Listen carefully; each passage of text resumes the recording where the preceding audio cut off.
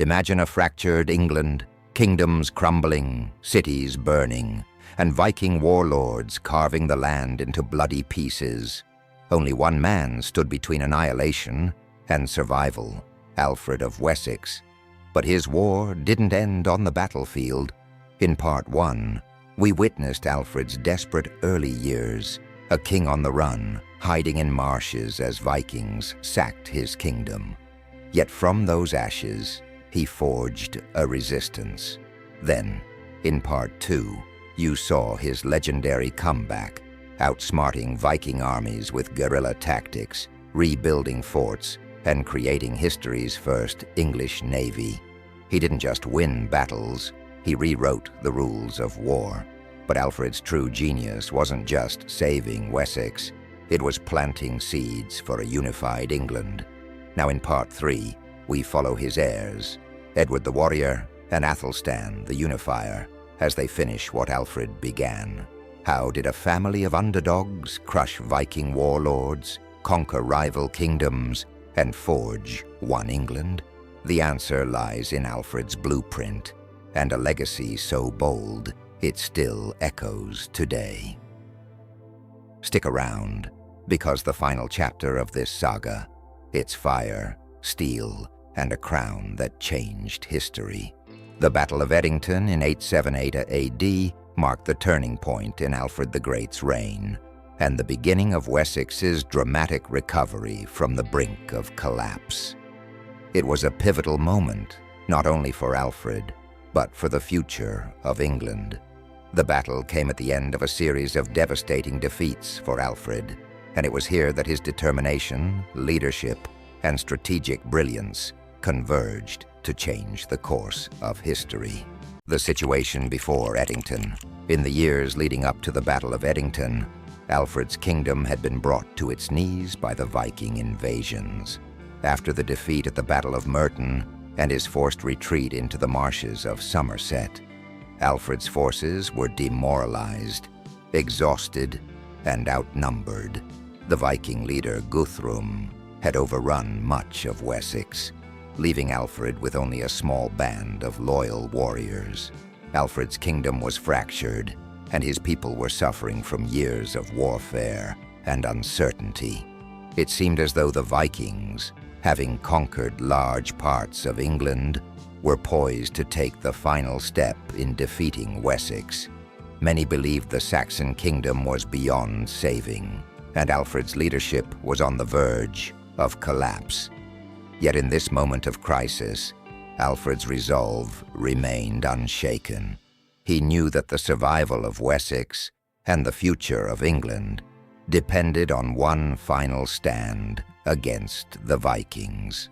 Gathering his forces, Alfred's retreat to the marshes had been a time of reflection and rebuilding.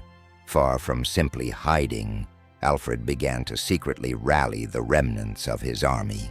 He sent out messages to loyal followers and began organizing a resistance movement.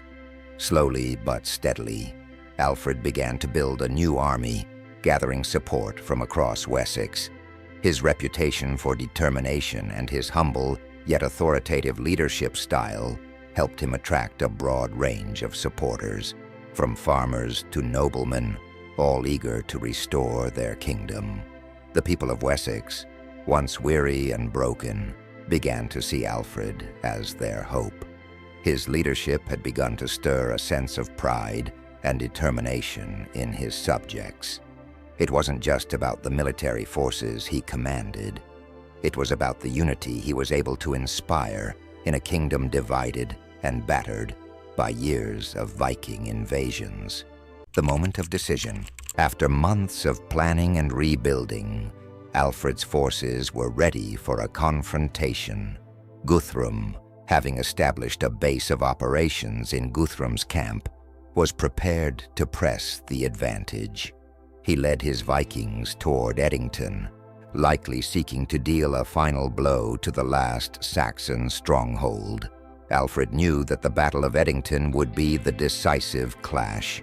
If he lost, Wessex could be doomed, and England would fall under Viking rule. But if he won, it would change the trajectory of history.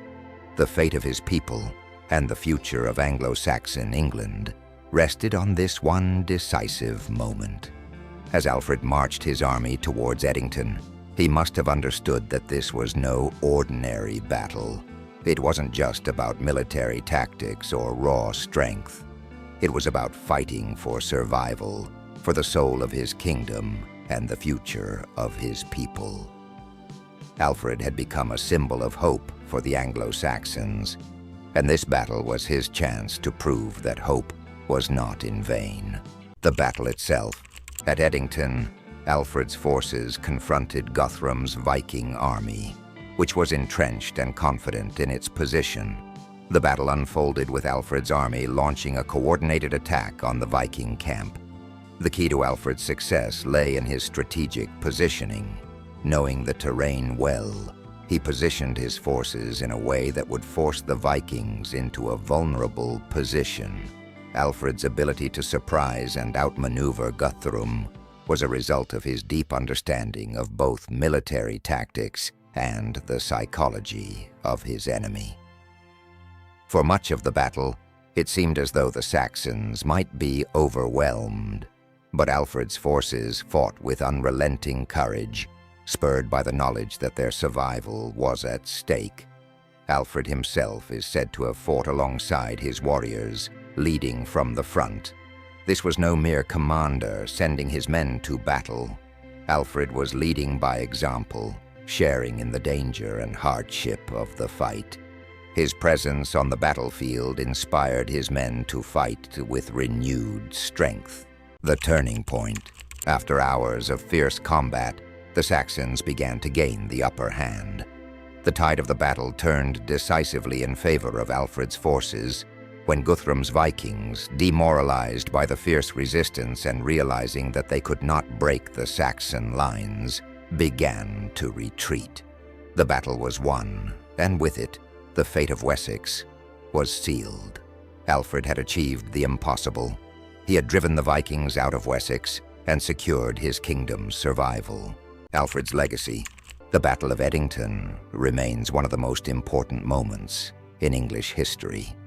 It proved that a leader's determination could overcome the odds, and that resilience could turn the tide in the face of overwhelming adversity.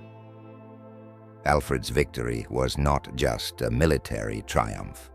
It was the moment that shaped the future of England. The battle ensured the survival of Wessex and laid the groundwork for the eventual unification of England under Alfred's successors. The turning point of the Battle of Edington illustrates the power of leadership in its purest form. A king who believed in his people, who refused to give up even when the odds were stacked against him, and who led with a sense of destiny that would ultimately transform the future of England forever. Alfred the Great's military innovations were a key factor in his ability to defend Wessex against the Vikings and ultimately lay the foundation for the unification of England. His strategic mind not only helped him survive one of the most challenging periods in Anglo-Saxon history, but also reshaped the military structure of his kingdom for both defense and offense. Alfred's military reforms focused on improving the defense of his kingdom while simultaneously positioning Wessex for future offensives against Viking forces. Among his most significant contributions were the creation of fortified burhs and the establishment of a standing army, both of which revolutionized the way military operations were conducted. Fortified burhs, towns, a defensive network. One of Alfred's most important military innovations was the creation of a network of fortified burhs, towns, which would serve as defensive strongholds against Viking raids and invasions. These burhs were strategically placed across Wessex, positioned to protect key regions and roads. The purpose of the burhs was to provide secure refuge for local populations during Viking attacks and to create a unified system of defense for the kingdom. Standing army, a professional force. Alfred also reorganized the Wessex military by establishing a standing army, which was a significant departure from the traditional Anglo-Saxon system of relying on a fired, a militia composed of free men that could only be called up for short periods.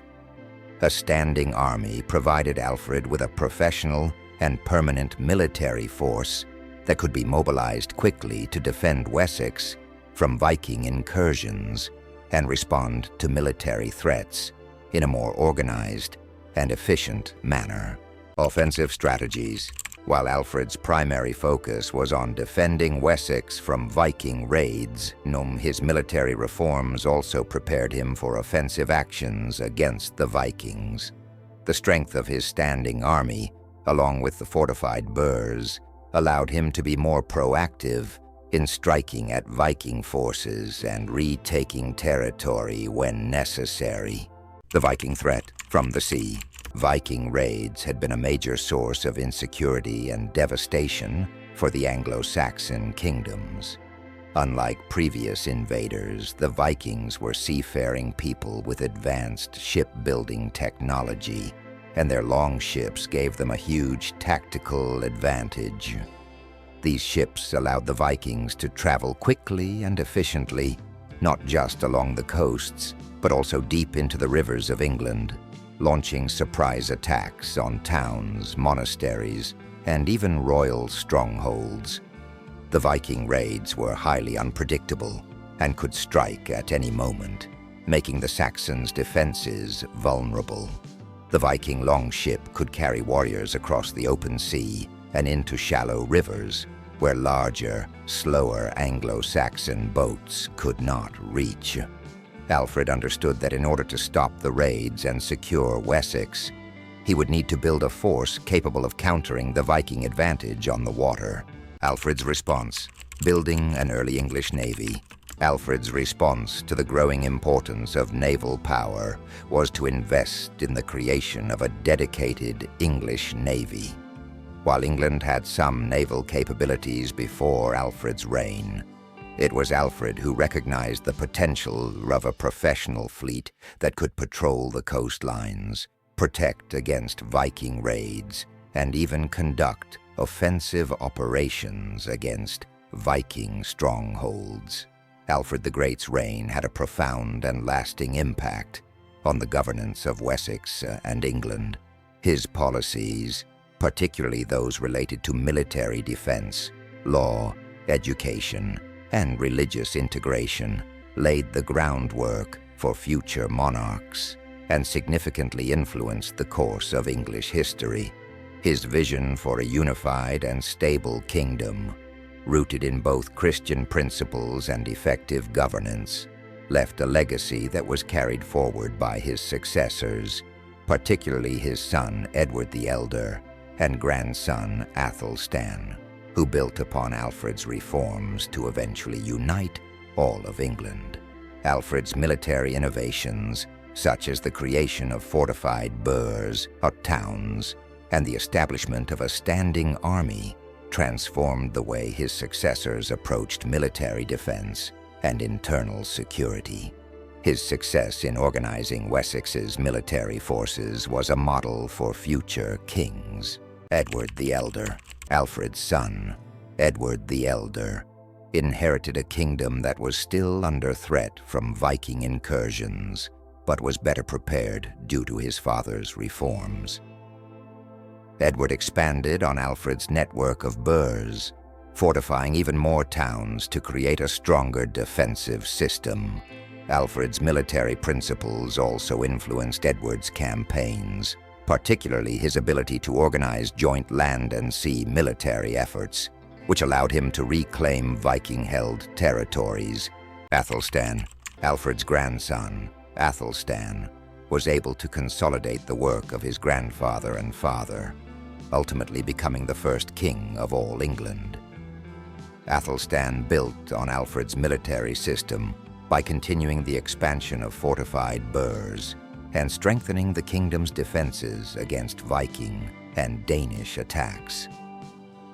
Alfred's focus on a unified defense allowed Athelstan to focus on a centralized kingdom, using military strength as a foundation for further consolidation.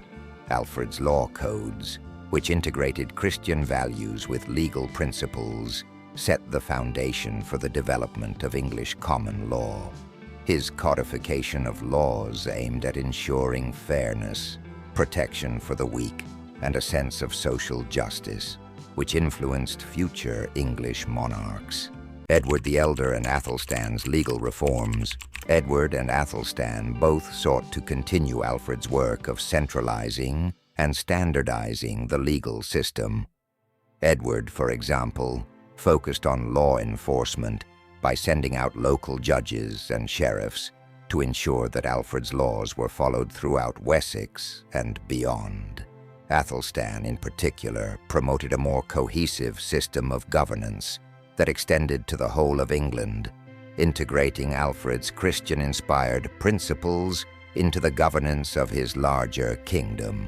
The development of common law, the influence of Alfred's laws on later English law cannot be overstated. Alfred's establishment of the idea that the king had a duty to enforce laws and protect the rights of the people laid the groundwork for the later development of English common law, which relied heavily on the concept of precedent and equity. The idea that kings were not above the law, a theme central to Alfred's reign, would be echoed throughout England's legal history, particularly in the Magna Carta of 1215. After Alfred the Great's death, his son Edward the Elder and grandson Athelstan continued his mission of unifying England under a single Anglo-Saxon monarchy. Alfred had laid the groundwork, and his successors built upon his military, legal, and diplomatic reforms to achieve the unification of England. Edward the Elder, 899–924 AD. Edward the Elder took up his father's mantle by consolidating power in Wessex and extending its influence. He focused on reclaiming Viking-held territories and ensuring the stability of Wessex. Edward's major achievements include: Edward fought a series of campaigns against Viking kingdoms in the Danelaw and succeeded in pushing the Vikings back from key territories, particularly in the Midlands and East Anglia. He continued to build on Alfred's system of fortified burhs, towns, and standing armies, ensuring Wessex remained defensible against Viking incursions and creating a strong military presence across southern England. Edward's successes allowed his son Athelstan to inherit a stronger, more unified kingdom. Prepared for the final stages of England's unification. Athelstan, 924–939 AD. Athelstan completed the work of unification, becoming the first king to rule over all of England. He achieved this through a combination of military victories, diplomacy, and strategic marriages. Athelstan's key accomplishments include Athelstan's victory over a coalition of Viking kings, including the King of Dublin and the King of Strathclyde, solidified his control over England, and cemented his status as the first king of a united England. Athelstan worked to solidify alliances with other Christian kingdoms, particularly through marriages and treaties, ensuring that the newly unified England was both politically and religiously cohesive. He continued his grandfather's work by further centralizing governance and establishing a more cohesive legal and administrative system rooted in Christian principles and the legal frameworks Alfred had developed. Through their combined efforts, Edward the Elder and Athelstan ensured that Alfred's vision of a unified, Christian, and stable England was realized, completing the transformation of England from a fragmented set of kingdoms into a powerful, centralized state. Edward the Elder's consolidation of power. Alfred's son, Edward the Elder, inherited a kingdom that was stronger and more stable than it had been before. Edward's task was to consolidate the kingdom and push back Viking power in the Danelaw. He achieved this through a combination of military campaigns and diplomatic efforts, slowly reclaiming the territories that had once been part of Anglo-Saxon England. Athelstan and the final unification. Athelstan, Alfred's grandson, took the final steps in unifying England by defeating the Viking kingdoms and extending his rule over the entire island. His reign marked the culmination of Alfred's vision of a united Christian kingdom.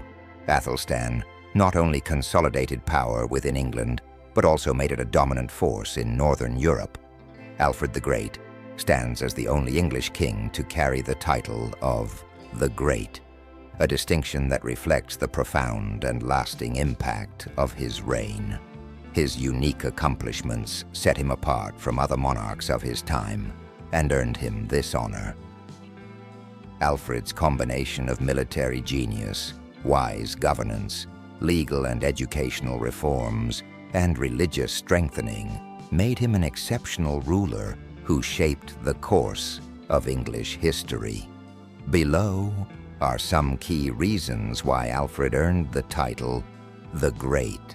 Alfred's title of the Great is a reflection of the lasting impact he had on England. Through his military genius, legal reforms, religious strengthening, and educational advancements, Alfred laid the foundation for the unification of England, securing its survival and prosperity for generations to come.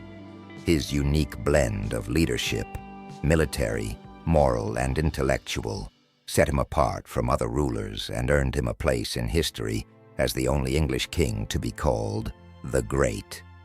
Alfred the Great truly earned the title of the Father of England through his central role in shaping the nation's history. While other kings and rulers followed in his footsteps, Alfred's vision, leadership, and innovations laid the foundation for the unification of England and the future stability and strength of the kingdom. Alfred's ability to balance military, legal, and cultural reforms set the standard for his successors. His son, Edward the Elder, and grandson Athelstan built upon his achievements, ultimately leading to the unification of England under a single crown, which was Alfred's ultimate goal. His efforts had a ripple effect that would shape the trajectory of English governance, law, and society for centuries to come, laying the groundwork for the eventual rise of England as a unified and powerful nation. Through his remarkable leadership, Alfred earned his place as the Father of England. His reign was not just about defending his kingdom from Viking invaders. It was about creating a legacy of unity, justice, and faith that would endure for generations. Alfred's vision for a Christian, unified, and just England set the stage for the kingdom's future prosperity and greatness, and his influence continues to be felt in English history to this day. Without Alfred, there might never have been an England. Alfred the Great was not simply a king. He was the architect of a nation. His vision for a unified, just, and Christian England, coupled with his military, legal, and cultural reforms, set in motion the creation of a kingdom that would endure and evolve into the England we know today. Without his determination to preserve Wessex from Viking destruction, his foresight in creating a foundation of law and order, and his integration of Christianity into the governance of his kingdom, England might have remained a fragmented collection of warring territories, vulnerable to constant invasion. Alfred's leadership created the foundation for unification, shaping the trajectory of English history and ensuring that the concept of a unified English identity would take root and thrive for generations.